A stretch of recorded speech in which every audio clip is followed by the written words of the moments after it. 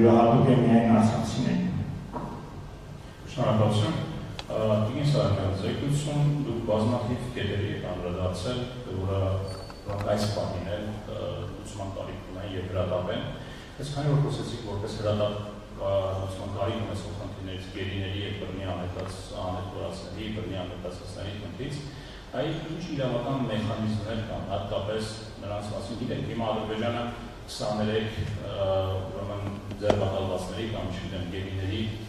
փաստ է հաստատում իր մոտ, որոնց վերաբերյալ մարդկանց, որոնց շրջանում որոնց դուրս են նաև Արցախի ռազմաքաղաքական ղեկավարության ներկայացուցիչները, որոնց վերաբերյալ այժմ ընդունում են եւ բացս ավարտվել են նաև դատական գործընթաց եւ ինչը նաև ավելի ակտուալ է դարձնում մեր այսօրվա քննարկումը։ Բայց կան բազմիցս խոսել նրա մասին, որ կան բռնի անհետացվածներ, կան անհետքորացներ, որոնց մասին կան որոշակի ապացույցներ, շփոթվածական բազա, տեսանյութեր եւ այլն, որոնք ուսումնասիրել են։ Այդ իրեն ճակատագիրը պարզելու, դրա վերաբերյալ ինչ-որ պատասխանատվության ենթարկելու տարբեր մարդկանց համապատասխան անպետությանը ընդհանրապես ամբողջապես։ Ինչ մեխանիզմներ կան, ինչ է կանոն ամսողության, ինչ է հնարավոր անել ամսողության։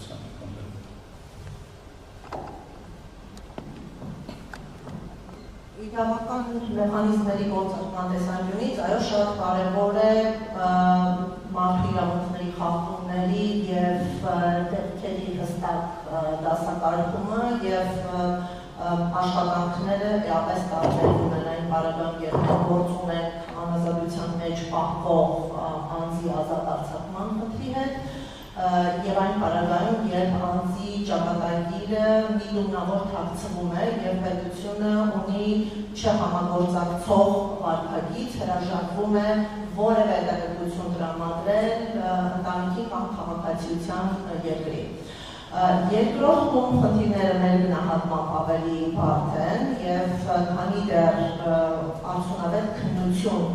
անհետացման դեպքերի մեղավորների առնչությամբ չի իրականացվել, մենք որևէ աշխարհ չենք կարող արձանագրել։ Ցավոք սրտի բոլոր միջադեպերը տեղի են ունեցել այն տարածքներում, որոնք այս պահին գտնվում են ադրբեջանական վերահսկողության ներքո։ Այսինքն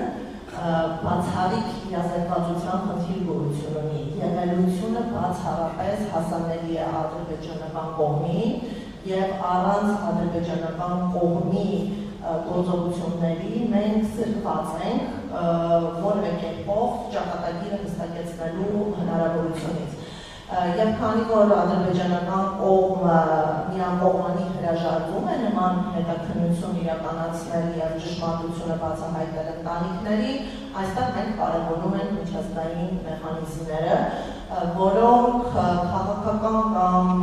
իրավական կերպով պարտականություններ են առաջացնում պետության համար, հետաքննել միջադեպերը եւ տեղեկատվություն տրամադրել միջազգային կառույցներին։ Նման հարթակներ մենք դիտարկում ենք միավորված ազգերի կազմակերպության շրջանակներում գործող բռնի անհետացման հարցերով զբաղվող աշխատանքային խմբին, որը պարբերաբար հարցումներ է իրականացնում պետությանը եւ պահանջում է քննության տվյալների տրամադրում այս մարմնին եւ չի դադարում զբաղվել հարցի քննարկման այնքան ժամանակ, քանի դեռ եղելությունը բացահայտված չէ, քանի դեռ փնտրվող անձի ճակատագիրը որոշակիացված չէ։ Սա նշանակում է, որ այս անձանց ճակատագրերի պարզումը շարունակաբար մնում է այս համահարտակի օրակարգում։ Եվ երկրորդը մարդու իրավունքների եվրոպական դատարանը բռնի անհետացումը ինքնին մի շարք իրավունքների խախտումների կարող է հանգեցնել, օրինակ բռնի անհետացածները բնականաբար ապօրինաբար զրկված են իրենց ազատությունից, ինչը անձնական ազատության իրավունքի խախտում է, անհայտության մեջ գտնվել է ինկոմունիկատոր վիճակում պահվելը արդեն իսկ խոշտանգումների զոհ է դարձնում այս անձանց եւ տեղական կամերական վիճակը կարող է հանգեցնել նաեւ արտակարգ զարգացումներին, ինչպիսին օրինակ կյանքի իրավունքի խախտումն է։ Ուստի մարդու իրավունքների եվրոպական դատարանում մենք համակցված վիճակում ենք